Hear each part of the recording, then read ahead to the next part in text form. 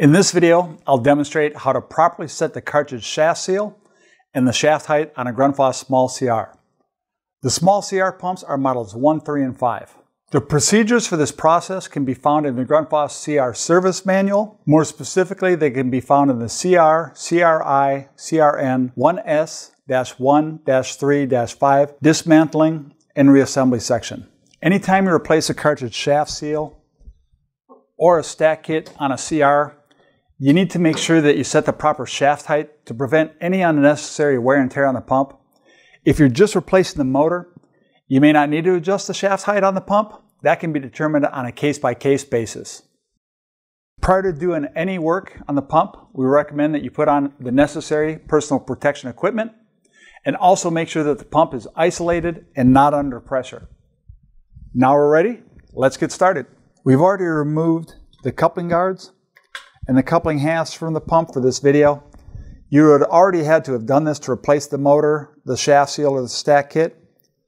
I've left the shaft pin in the pump just to make it easier to turn the shaft. On the small CR, there's a permanent Teflon spacing ring as part of the cartridge seal. So this seal doesn't need an additional spacer to adjust the spring tension on the upper portion of the seal. The reason that it's important to adjust the shaft height on the CR pump is if the impellers are all the way in the downward position, the impellers could turn and rub on the lower portion of the chamber, or if the impellers are all the way in the upward position, the impellers could rub on the upper portion of the chamber. We want to adjust the shaft position so that the impellers are suspended between the upper and the lower portion of the chambers, so the impellers won't rub against the chambers, causing any excessive wear.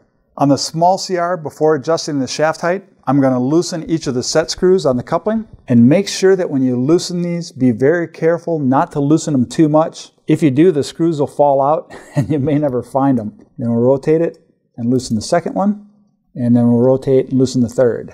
Next, we'll begin the installation of the coupling halves, and make sure that you line up the coupling so that the shaft pin fits into this hole on the bottom of the coupling. Also, some motors have keyways. For those, the keyway should be centered in one of the coupling halves, as shown here in step 34 of the reassembly procedure. So we'll put on the back half of the coupling and align it with the shaft pin.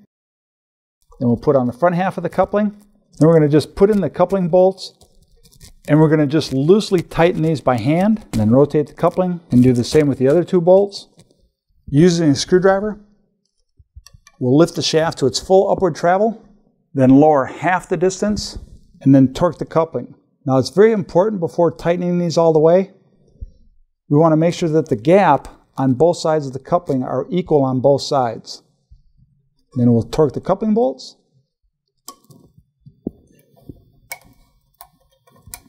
And then spin the shaft by hand and proceed only if the shaft spins freely. If the shaft doesn't spin freely, stop and start the process over. Then we'll tighten or snug each of the set seal screws evenly, and then finish to a torque of 2 foot-pounds or 2.5 Newton meters.